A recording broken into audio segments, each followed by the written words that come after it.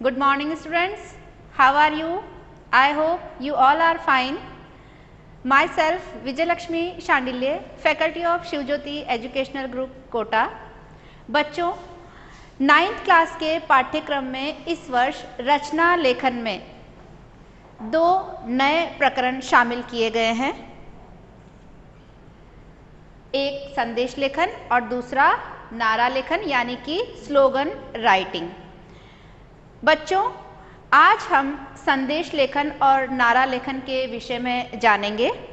संदेश लेखन आप लोग पहली बार संदेश लेखन और नारा लेखन के विषय में पढ़ेंगे, तो मैं आपको बता देती हूँ कि संदेश का अर्थ होता है कोई जानकारी, समाचार, खबर, आज्ञा या आदेश ऐसे लोगों तक पहुँचाना जो हमारे सीधे संपर्क में नहीं है।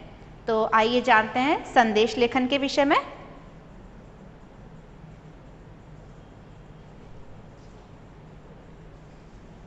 संदेश लेखन क्या होते हैं? संदेश शब्द की उत्पत्ति संस्कृत से मानी गई है, जिसका अर्थ है खबर या समाचार प्राप्त करना। जब कोई व्यक्ति किसी कारणवश किसी दूसरे व्यक्ति से सीधे बात नहीं कर सकता, तब वह कोई जानकारी या समाचार या खबर संदेश के जरिए दूसरे व्यक्ति तक पहुंचाता है। संदेश किसी व्यक्ति विशेष या किसी समूह द्वारा किसी व्यक्ति विशेष या समूह को दिए जा सकते हैं। बच्चों संदेश शब्द की उत्पत्ति संस्कृत भाषा से मानी जाती है, जिसका अर्थ होता है खबर या समाचार प्राप्त करना। बच्चों संदेश हम उन व्यक्तियों तक पहुंचाते हैं जिनसे हम सीधे संपर्क में नहीं हैं, जो हमसे दूर रहते हैं, तो उन तक कोई समाचार, कोई जानकारी या कोई खबर या संदेश अगर हमें पहुंचाना है तो हम संदेश लेखन के माध्यम से पहुंचा सकते हैं। संदेश हम किसी एक व्यक्ति विशेष को भी पहुंचा सकते हैं या हम पूरे समूह को भी सूचित करने के लिए संदेश भेज सकते हैं। यह संदेश लिखित या मौखिक दोनों हो सकते हैं। संदेश सुखद और दुखद दोनों तरह के होते हैं। बच्चों संदेश हम लिखित रूप में भी किसी तक पहुंचा सकते हैं या मौखिक रूप से भी हम बोल के भी किसी को संदेश दे सकते हैं। संदेश दोनों तरह के हो सकते हैं, सुखद और दुखद। सुखद जैसे हमें किसी की जन्मदिन की बधाई देनी हो या कोई भी शुभकामना हमें उसे देनी हो, किसी अच्छे समाचार या खबर की उसको जानकारी देनी हो, और दुखद समाचार जैसे कि शोक संदेश अगर किसी तक पहुंचाना हो तो वे संदेश लेखन के माध्यम से ही हम पहुंचा सकते हैं। कोई भी संदेश व्यक्तिगत या सामूहिक हो सकता है। बच्चों संदेश लेखन जो है वो व्यक्तिगत रूप से भी या यानी कि किसी व्यक्ति विशेष तक भी हम पहुंचा सकते हैं, या फिर हम पूरे समूह को सूचित करने के लिए भी संदेश लेखन का प्रयोग कर सकते हैं। संदेश भूतकाल, वर्तमान काल व भविष्य काल में लिखे जा सकते हैं। बच्चों संदेश लेखन जो है हम भूतकाल में भी लिख सकते हैं, वर्तमान काल में भी लिख सकते हैं और भविष्य काल में भी लिख सकते हैं। संदेश लिखने के अनेक कारण हैं और मैं अब आपको संदेश लिखने के कारण बताने जा रही हूँ। तो संदेश लिखने के कारण है, संदेश लिखने के कई कारण हो सकते हैं। संदेश औपचारिक और अनौपचारिक दोनों तरह के हो सकते हैं। अनौपचारिक संदेश या व्यक्तिगत संदेश किसी अपने करीबी को कोई संदेश या सूचना देने के लिए लिखा जाता है। अनौपचारिक संदेश अपने परिजनों, मित्रगणों, रिश्तेदारों या घर के सदस्यों को लिखे जाते हैं। संदेश लिखने के कई कारण हैं बच्चों। संदेश 2 तरह के हो सकते हैं, औपचारिक और अनौपचारिक। अनौपचारिक संदेश व्यक्तिगत संदेश जो जिनसे हम व्यक्तिगत रूप से जुड़े हुए हैं, जो हमारे प्रियजन हैं, हमारे रिश्तेदार हैं, हमारे मित्रगण हैं, उनको जो हम संदेश लिखते हैं वे अनौपचारिक संदेश की श्रेणी में आते हैं। और हम उनको अपने कोई भी हमारा उनको मैसेज या संदेश हमें देना हो तो हम संदेश के माध्यम से उनको दे सकते हैं।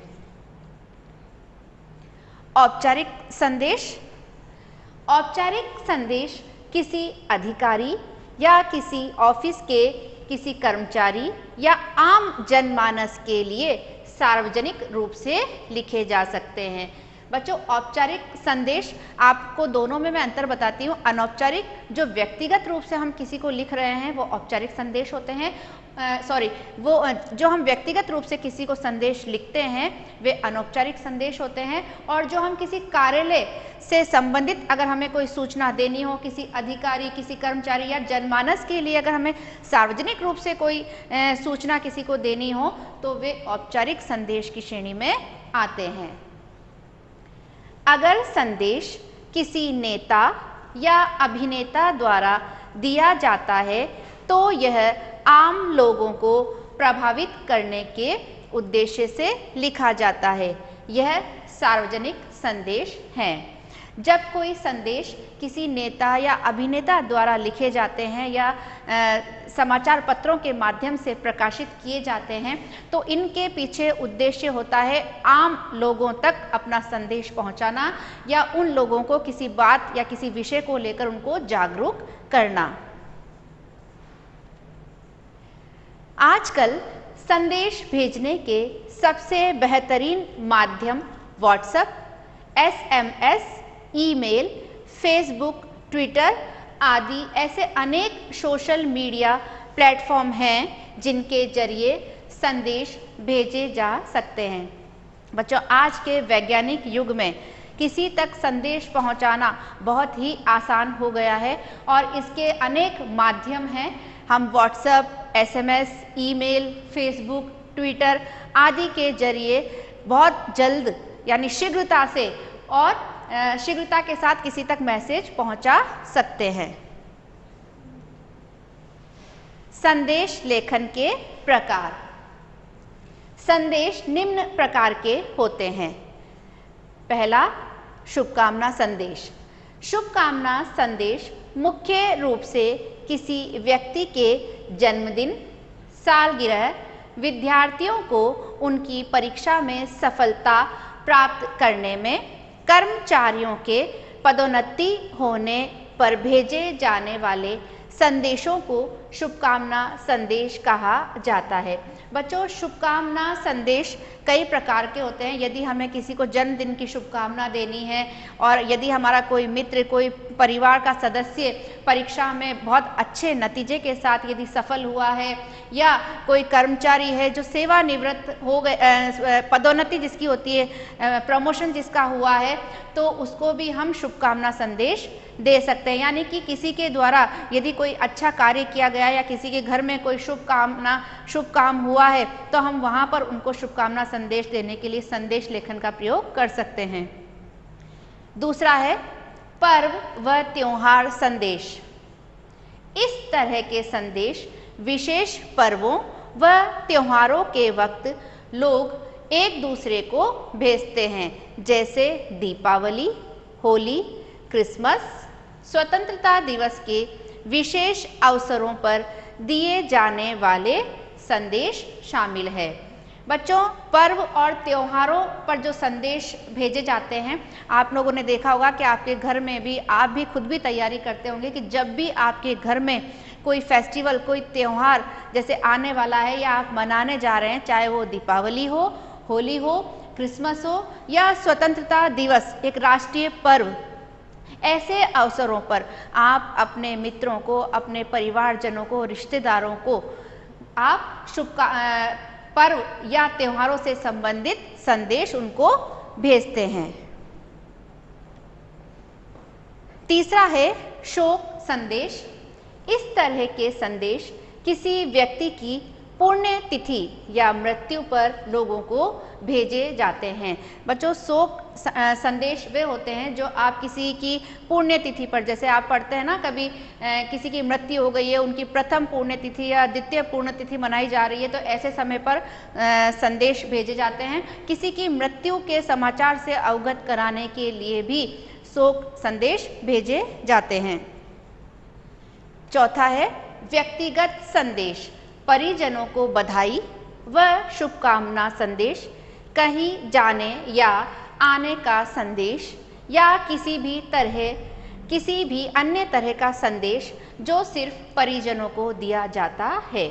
बच्चों, व्यक्तिगत रूप से जो संदेश हम देते हैं उनमें एक तो बधाई संदेश, शुभकामना संदेश, जैसे किसी ने कोई अच्छा कार्य किया है, परीक्षा में सफल हुआ है या किसी के घर में कोई शुभ कार्य होने जा रहा है तो हम वहाँ पर उनको बधाई संदेश देते हैं, शुभकामना संदेश देते हैं। या कोई जैसे होता है ना, हमारे घर में कोई व्यक्ति है जो कहीं यात्रा पे जा रहा है या कहीं घूमने, कहीं पर भी वो जा रहे हैं, चाहे वो नौकरी के सिलसिले में हो या भ्रमण के उद्देश्य से अगर वो जा रहे हों, तो हम उनके जाने पर और उनके आने पर भी उनको संदेश भेजते हैं। तो और ये संदेश हम किसे देते हैं? अपने, जिनसे हमारे व्यक्तिगत संबंध है, जो हमारे प्रियजन हैं उनको। सामाजिक संदेश, धार्मिक या सामाजिक कार्यक्रमों से जुड़े आयोजनों के संदर्भ में दिए जाने वाले संदेश। पर्यावरण दिवस पर संदेश, जल बचाओ संदेश, बेटी बचाओ बेटी पढ़ाओ आदि अवसरों पर दिए जाने वाले संदेश भी महत्वपूर्ण होते हैं। बच्चों, सामाजिक जो संदेश है वो धार्मिक या सामाजिक कार्यक्रमों से जुड़े होते हैं। इनमें जैसे आपने देखा हो कि कई बार होता है ना कि हमारे शहर में किसी मंदिर में कोई धार्मिक आयोजन किया जा रहा है, तो अपने रिश्तेदारों को सूचित करने के लिए, ताकि वो लोग भी उस कार्यक्रम में शामिल हो सके, इसके लिए हम संदेश जारी करते हैं। ये संदेश सामूहिक रूप से भी जारी किए जाते हैं ताकि अधिक से अधिक लोग उस संदेश को पढ़कर वहाँ पर एकत्रित हों। कई बार हम लोग जब पर्यावरण दिवस या जल बचाओ दिवस, जल दिवस या और भी कई ऐसे दिवस हैं जिस पर हम संदेश जारी करके लोगों को जागरूक करने की कोशिश करते हैं, यानी कि लोगों में जागरूकता फैलाने के लिए भी संदेश लेखन किया जाता है और लोगों को जागरूक करने का सबसे अच्छा माध्यम है संदेश लेखन। मिश्रित संदेश, मिश्रित संदेश में जैसे वर्तमान में चल रही कोरोना महामारी से संबंधित, डेंगू, मलेरिया आदि से संबंधित संदेश या बाढ़, भूकंप आदि से संबंधित संदेश या देश से जुड़ा हुआ कोई संदेश हो सकता है। बच्चों, मिश्रित संदेश में, मिश्रित का मतलब है कई सारे, बहुत सारे संदेश उसमें शामिल हो सकते हैं, कई प्रकार के संदेश उसके अंतर्गत आ सकते हैं। जैसे वर्तमान में आपको पता है कि पूरे विश्व में एक महामारी फैल रही है, कोरोना महामारी, और इससे जुड़े हुए कई सारे संदेश आपने समाचार पत्रों में, टीवी चैनल पे या अपने मोबाइल में, व्हाट्सएप पे, इन पे आपको कई सारे संदेश इसके माध्यम से इस बीमारी से लोगों को जागरूक करने के लिए, बचाव के उपाय से संबंधित कई सारे संदेश आपने पढ़े होंगे। इसके अतिरिक्त बच्चों, जब वर्षा ऋतु आती है और जब डेंगू और मलेरिया जैसी महामारी फैलने लगती है, ऐसे समय पर समाचार पत्रों, टीवी चैनल या मोबाइल के माध्यम से लोगों को जागरूक करने के उद्देश्य से भी संदेश दिए जाते हैं। या देश में कहीं पर भी कोई प्राकृतिक आपदा यदि आती है, जैसे बाढ़, भूकंप आदि, तो ऐसे समय में लोगों से सहायता प्राप्त करने के उद्देश्य से भी संदेश जारी किए जाते हैं। संदेश लेखन के वक्त किन बातों का ध्यान रखना चाहिए? बच्चों, जब हम संदेश लेखन करते हैं तो हमें कई बातों का ध्यान रखना चाहिए कि हम किस प्रकार संदेश लेखन लिखें। तो संदेश लेखन के वक्त निम्न बातों का ध्यान अवश्य रखना चाहिए। सबसे पहले, संदेश को किसी सीमा रेखा जैसे बॉक्स या गोले के अंदर लिखा जाना चाहिए। बच्चों, आप जैसे आपने विज्ञापन आदि लिखे होंगे, आपको पता है कि विज्ञापन कैसे लिखते हैं। तो जब आप विज्ञापन लिखते हो तब भी एक बॉक्स बनाते हो आप, है ना। एक बॉक्स हम बनाते हैं, अभी जब मैं आपको आगे पढ़ाऊंगी तो एक प्रारूप के माध्यम से मैं आपको समझाऊंगी कि किस प्रकार संदेश लिखते हैं। तो संदेश लेखन लिखते समय सबसे पहली बात जो हमें ध्यान रखनी चाहिए वह है कि हमें एक बॉक्स या गोला बनाकर उसके अंदर संदेश लेखन लिखना चाहिए। दूसरा, संदेश की शुरुआत में संदेश शब्द अवश्य लिखें, उसके बाद दिनांक, समय अवश्य लिखें। बच्चों, जब हम संदेश, हमने बॉक्स बना लिया और जब हम संदेश लिखने जा रहे हैं तो सबसे पहले हम ऊपर संदेश शब्द हमें लिखना अवश्य लिखना चाहिए। उसके बाद में हमें नीचे दिनांक, यानी कि हम संदेश किस दिन लिख रहे हैं, यदि जैसे हम आज संदेश लिख रहे हैं तो हम आज की वहाँ दिनांक डालेंगे। उसके बाद समय, यानी कि हम किस समय संदेश लिख रहे हैं, वही समय, जैसे अभी हम संदेश लिख रहे हैं तो हम अभी क्या समय हुआ है वह समय वहाँ पर हम मेंशन करेंगे। फिर मुख्य विषय का कम लेकिन प्रभावशाली शब्दों में वर्णन करें। फिर हम किस विषय पर संदेश लिख रहे हैं उस विषय को कम से कम शब्दों में लेकिन प्रभावशाली शब्दों में हमें उसका वर्णन करना आना चाहिए। अंत में संदेश लिखने वाले का नाम अवश्य लिखें। और जब हमने संदेश लिख दिया है तो जब हमारा संदेश समाप्त हो गया है उसके बाद में सबसे लास्ट में नीचे हमें संदेश लिखने वाले का नाम वहां पर लिखना होता है। संदेश लेखन की शब्द सीमा 30 से 40 शब्दों के बीच में होनी चाहिए। बच्चों, संदेश लेखन बहुत बड़े नहीं होने चाहिए, इसकी शब्द सीमा 30 या 40 शब्दों के बीच में ही होनी चाहिए, यानी कि हमें कम शब्दों में प्रभावशाली तरीके से अपनी बात कहनी आनी चाहिए। अगर चित्रों का उपयोग करना उचित लगे तो विषयानुसार किया जा सकता है। यदि हम संदेश को और आकर्षक यदि हमें बनाना हो तो हम चाहें तो उसमें चित्र का प्रयोग करके हम उसको आकर्षक बना सकते हैं। अगर शायरी, दोहे, श्लोक या कविता की आवश्यकता हो तो प्रयोग कर सकते हैं। बच्चों, संदेश को आकर्षक बनाने के लिए, रचनात्मक बनाने के लिए यदि हम चाहें तो उसमें शायरी का, दोहे का, श्लोक या कविता का भी हम प्रयोग कर सकते हैं। आपने कई प्रसिद्ध राजनेताओं के या व्यक्तियों के संदेश सुने होंगे और जिनका हम जब उनकी भाषा शैली यदि हम देखें तो कविता, दोहों, श्लोक और शायरी के माध्यम से उन्होंने लोगों को जागृत करने की कोशिश की है। संदेश में रचनात्मकता और सृजनात्मक होनी चाहिए। संदेश सरल व संक्षिप्त शब्दों में प्रभावशाली व विषय के अनुसार लिखा जाना आवश्यक है। बच्चों, मैंने आपको पहले भी बताया है कि संदेश की जो भाषा है वह बहुत ही सरल, ताकि जो पढ़ने वाले लोग हैं या जिनको हम जागरूक करने जा रहे हैं वह भाषा उनके आसानी से समझ में आ जाए। ऐसी भाषा का, ऐसी सरल भाषा का हमें प्रयोग करना चाहिए और कम से कम संक्षिप्त यानी बहुत छोटे यानी कम से कम शब्दों का हमें प्रयोग करना चाहिए। शब्द सीमा मैंने आपको पहले ऊपर बता दी है। तो संदेश लेखन के समय हमें इस बात का विशेष ध्यान रखना चाहिए कि भाषा सरल हो, शब्द छोटे हों किंतु प्रभावशाली हों और विषय के अनुसार हो कि हम किस विषय में संदेश जारी कर रहे हैं, ताकि जो पढ़ने वाले उसको पढ़ने वाला जो पाठक है या उसको प्राप्त करने वाला जो व्यक्ति है, जब वो उस संदेश को पढ़े तो उसे आसानी से समझ में आ जाए कि हम उसे क्या संदेश देने जा रहे हैं। विषय के अनुसार रंगों का प्रयोग भी किया जा सकता है। जैसे आप बच्चों क्लास में विज्ञापन बनाते हैं तो आप उसको बहुत अच्छे से डेकोरेट करते हैं, उसमें कलर आदि का प्रयोग करते हैं, चित्र बनाते हैं। इसी प्रकार यदि विषय के अनुसार आपको लगता है कि आप चित्र बनाकर उसको रंगों से सुसज्जित करके और अधिक आकर्षक बना सकते हैं तो आप इनका प्रयोग कर सकते हैं।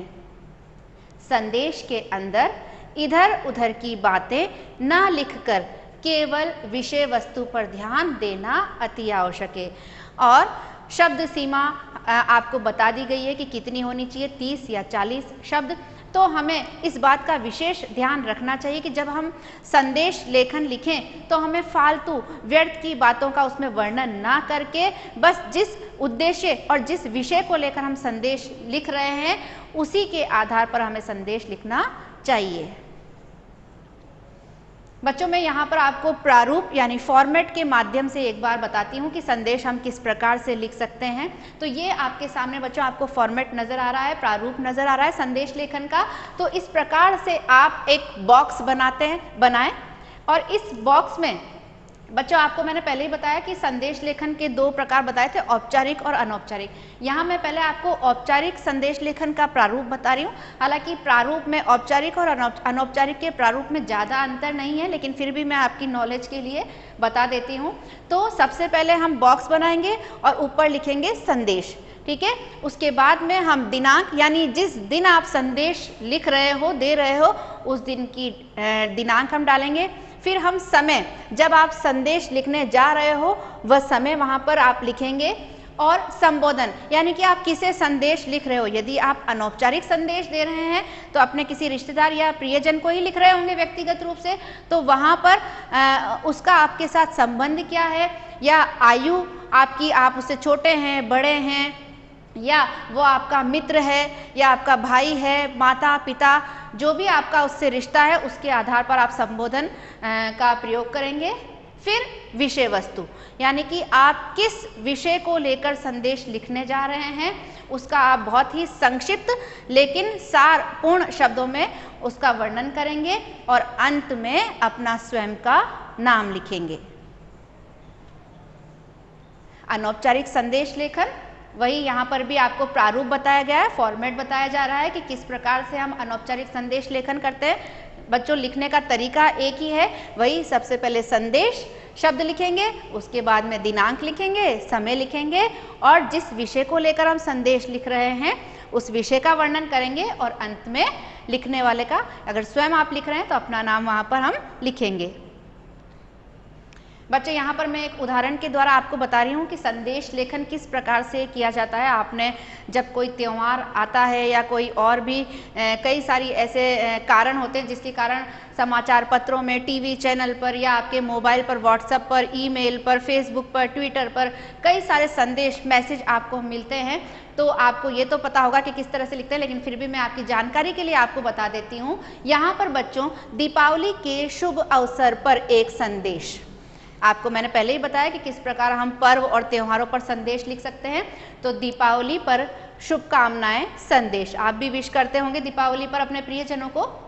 दीपावली की रात आई है, खुशियों की सौगात लाई है, आज लगता है कुछ ऐसा जैसे सितारों की बारात आई है। अब बच्चों जब आपने दोनों लाइन पढ़ी होगी तो आपको लग रहा होगा कि संदेश में रचनात्मकता, कलात्मकता या उसमें प्रभाव, उसके भाषा को प्रभावशाली बनाने के लिए किस तरह से एक, जैसे अपन कहें ना कि किसी श्लोक या दोहे या कविता या शायरी का हम प्रयोग कर सकते हैं, तो इस संदेश लेखन में उसी का प्रयोग किया गया है ताकि पढ़ने वाले पर इसका प्रभावशाली असर हो।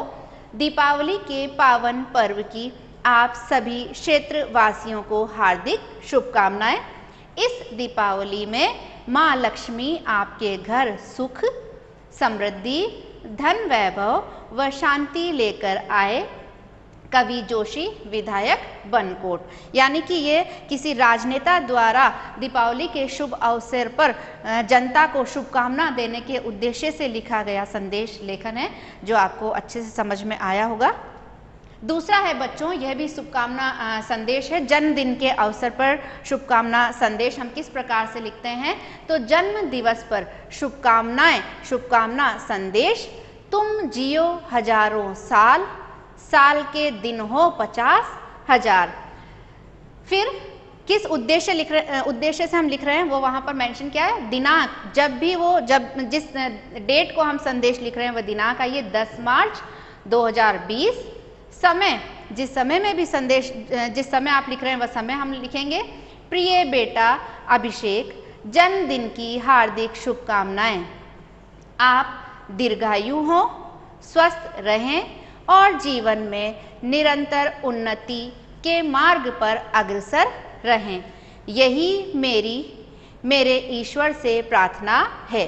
कामिनी, अर्थात ये माताजी द्वारा अपने पुत्र को जन्मदिन की बधाई देने के लिए लिखा गया संदेश है। तो आपको बच्चों, आई होप आपको समझ में आया होगा कि हम किस तरह से संदेश लेखन करते हैं। अब बच्चों, मैंने आपको प्रारंभ में ही बता दिया था कि 9th क्लास के पाठ्यक्रम में इस बार रचना लेखन में 2 प्रकरण शामिल किए गए हैं। एक संदेश लेखन, जिसके बारे में मैंने अभी आपको बताया, और दूसरा है नारा लेखन यानी कि स्लोगन राइटिंग। तो नारा लेखन या स्लोगन क्या है, आपको ये बता दूं कि नारा क्या है, स्लोगन क्या है। तो बच्चों, नारे को हिंदी में उद्घोष, आवाहन वाक्य, नीति वचन, सिद्धांत वाक्य, प्रचार वाक्य भी कहते हैं। नारे का शाब्दिक अर्थ है जोर का शब्द, तेज आवाज, बुलंद की जाने वाली सामूहिक या एकल आवाज। व्याकरणिक परिचय, यह एक पुल्लिंग है और संज्ञा है।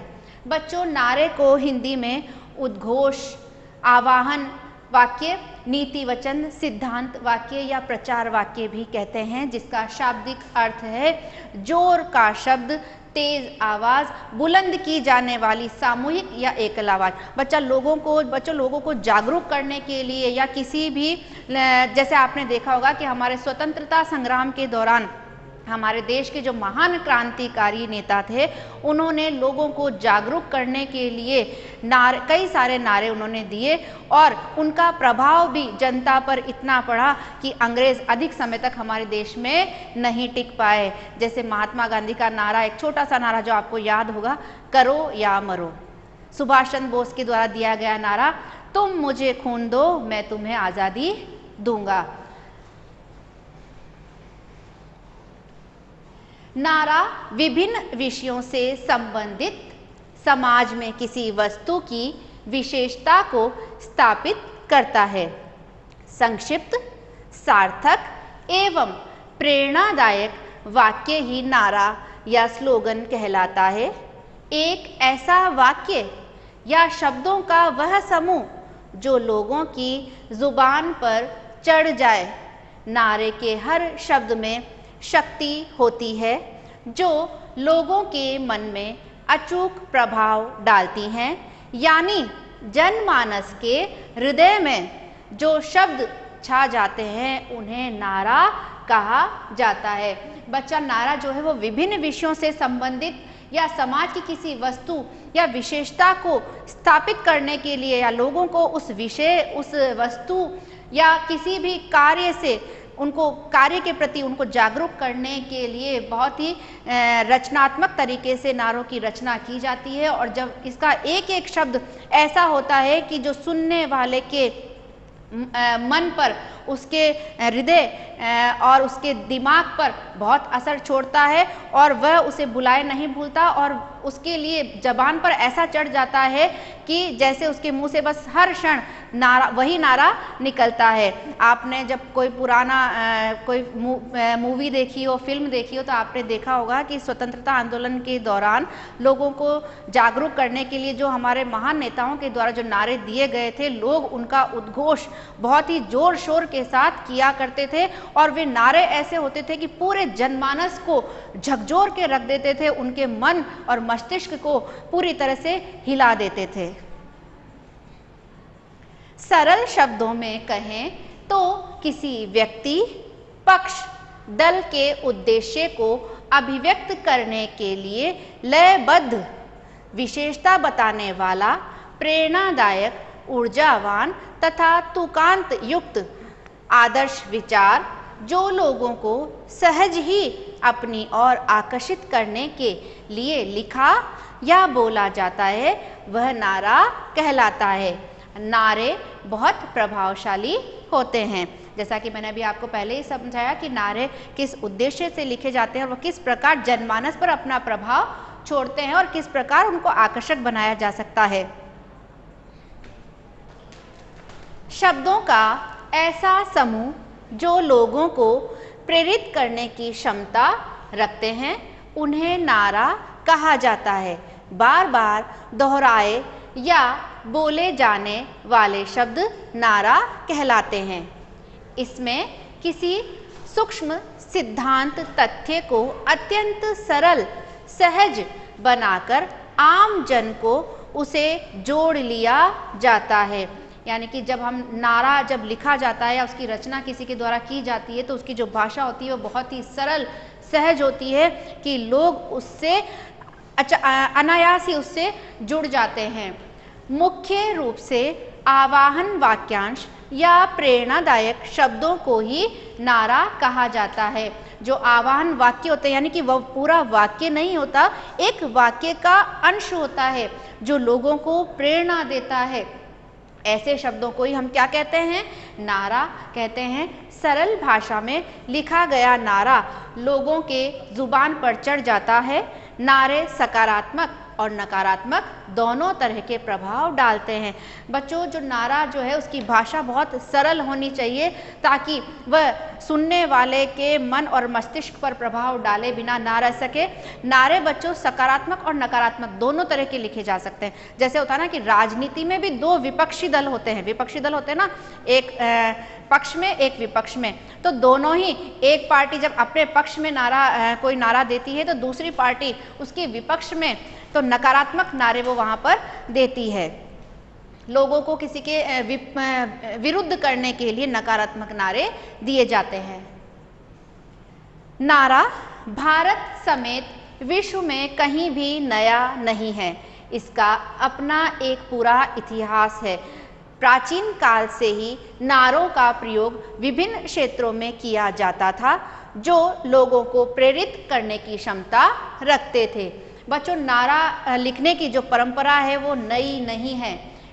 ना सिर्फ भारत में बल्कि पूरे विश्व में नारा लिखने की जो परंपरा है या जो संस्कृति है वो प्राचीन काल से ही चली आ रही है और विभिन्न क्षेत्रों में नारों का प्रयोग विभिन्न क्षेत्रों में किया जाता है और लोगों को प्रेरित करने के, जागरूक करने के उद्देश्य से नारे लिखे जाते हैं। और विश्व के सभी देशों में अलग अलग उद्देश्य से, क्योंकि सबके अपने अपने उद्देश्य हैं, सबके अपने अपने कारण हैं, तो अलग अलग कारणों से लोगों के द्वारा विश्व के विभिन्न क्षेत्रों में नारे, विभिन्न देशों में नारे लिखे जाते हैं और बोले जाते हैं।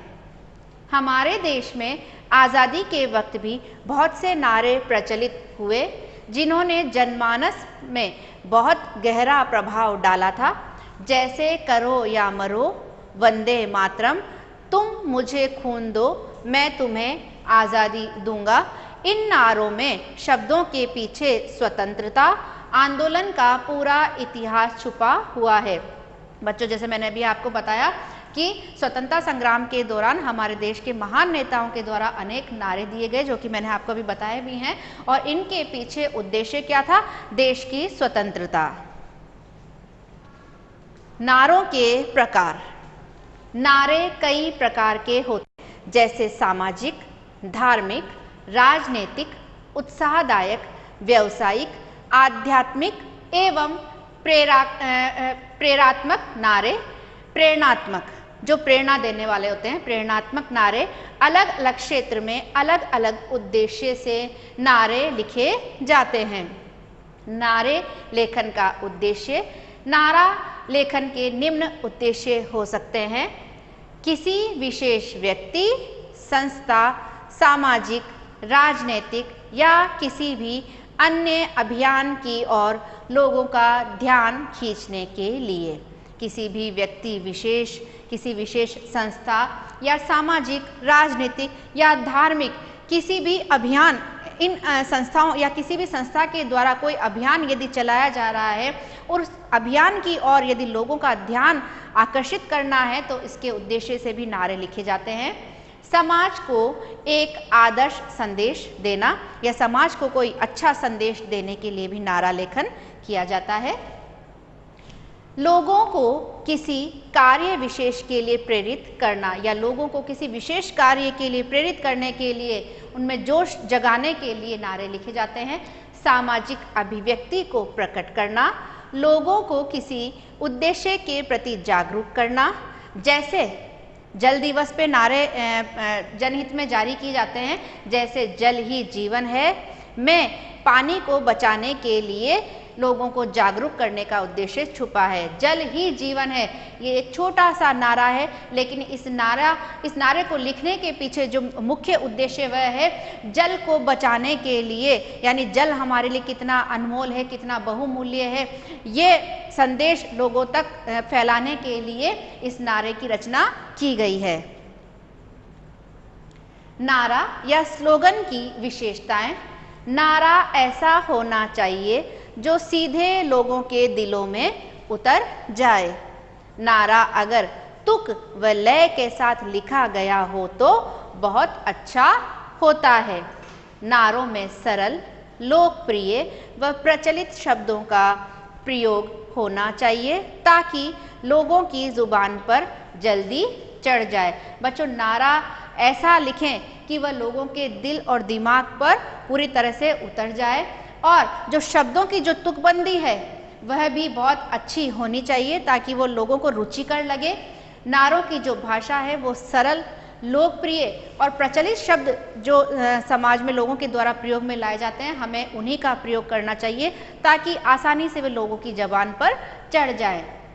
स्लोगन या नारा बहुत ही संक्षिप्त और प्रभावशाली होना चाहिए। नारा या स्लोगन बहुत बड़ा नहीं होना चाहिए, बहुत संक्षिप्त शब्दों में हमें अपनी बात कहनी चाहिए, लेकिन संक्षिप्त होने के साथ साथ उसकी जो भाषा है वो प्रभावशाली, यानी कि सुनने वाले और पढ़ने वाले के मन मस्तिष्क पर प्रभाव डाले, ऐसी होनी चाहिए।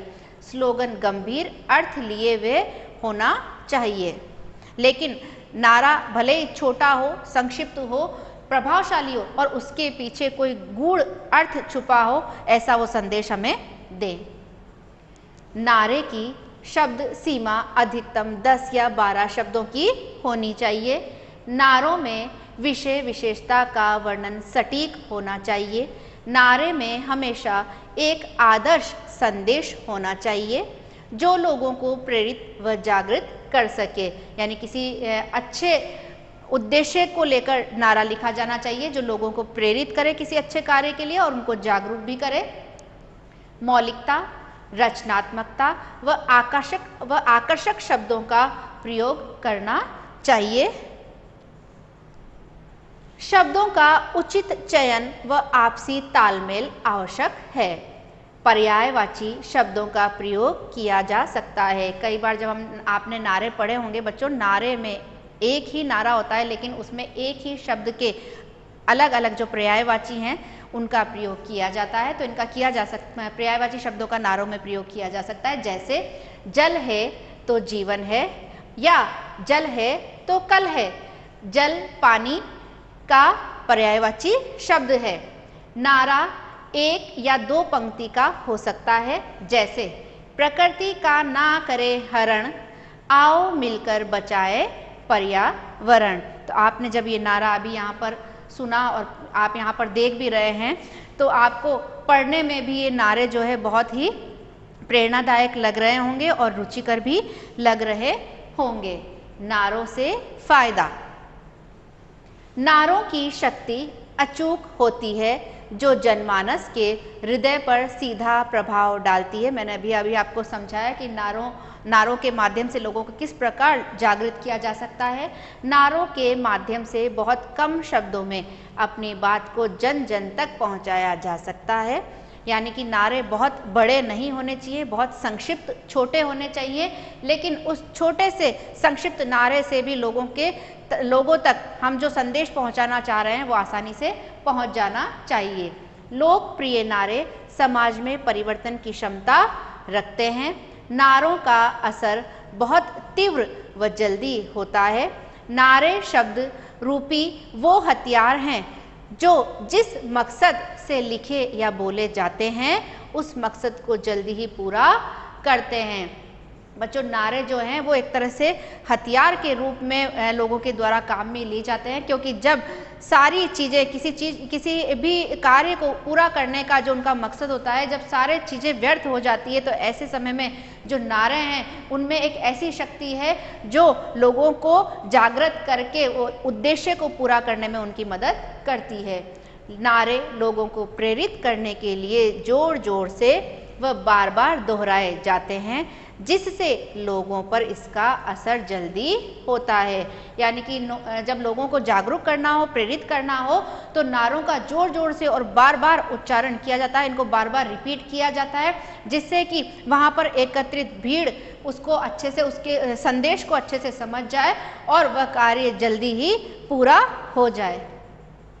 यहाँ पर बच्चों मैं आपको एक बहुत ही अच्छा नारा बता रही हूँ। जो पाता है जीवन में शिक्षा, पूरी होती उसकी हर इच्छा। ये शिक्षा से संबंधित एक नारा है जो लोगों को शिक्षा के प्रति जागरूक कर रहा है। वहीं हमारी हिंदी भाषा के प्रति लोगों को जागरूक करने के उद्देश्य से लिखा गया नारा है, भारत का आधार है हिंदी, सबके सपनों को करती है साकार ये हिंदी। तो इस प्रकार हिंदी का महत्व बताने के उद्देश्य से ये नारा लिखा गया है। आई होप बच्चों आपको संदेश लेखन और नारा लेखन यानी कि स्लोगन राइटिंग जो विषय है, जो नया प्रकरण शामिल किया गया है, वो बहुत अच्छे से समझ में आ गया होगा। आप भी घर पे इनका अच्छे से अभ्यास करें, घर में रहें, सुरक्षित रहें। धन्यवाद।